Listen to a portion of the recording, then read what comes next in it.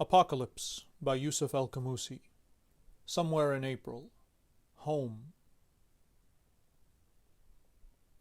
They say there was a life before these days, a world beyond the prisms of our porch, a time before green sickness perched above our doors, before the pasty smog of death would hourly muzzle against our window panes.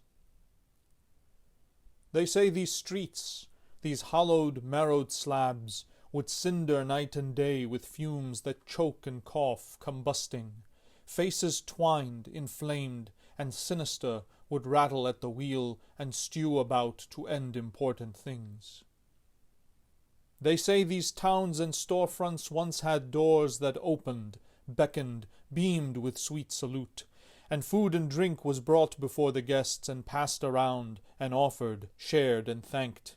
And greeters traded joy by mouth and hand, and shoulders brushed, and hips, and lips, and cheeks, and bad boys buzzed about the budding girls, and old men laughed, and bitterness was sweet. And in the night, as storefronts closed their doors, the mobs and misfits all came out to play, to hurl their smites and strokes upon their day, as sorcerers and wizards of the sound would cast electric fire from the mound, while horns and strings and buttons shook the ground, and from the dais stirred their holy ghosts, and summoned love and peace and jungle tides. I've heard it said that back in the marsh of time, the children swung from colored metal bars, and gathered on the grass beneath the sky, to kick and shout and ride and swing and sigh. Those children, now in exile from their homes of desks and chairs and books and candid words, must press their hearts and minds against a screen. But back in ancient times they ran amuck and played their parts so well, complained, rebelled. And we, Kauravas, masters, enemies, in mask and garb commenced to stave their taunts with dates and deadlines, essays, quizzes, tests. Our temples, dojos, classrooms now for sale, the price of life a cost too great to bear. Today a tang is brimming from the pipes. Anemic veins like winding vines serpentine about the chest and heel, the tentacles of the murk of dusk silhouetted in an evening flush.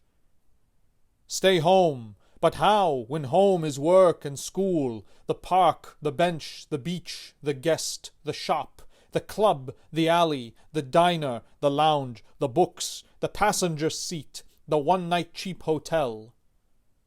Home, my pet, is your mouth, your skin, your grip, your drip, your nip, your clap. Home is the tug of loathsome lovers, home the thrash of a worthy foe, the flappy shake of Ammu's hand.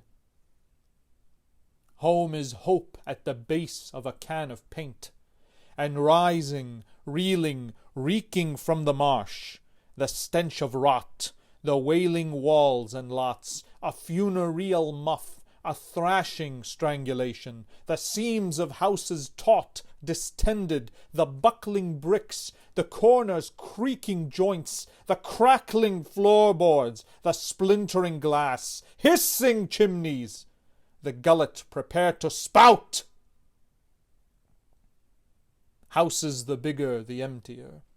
Lawns the larger, the farther away from dawn.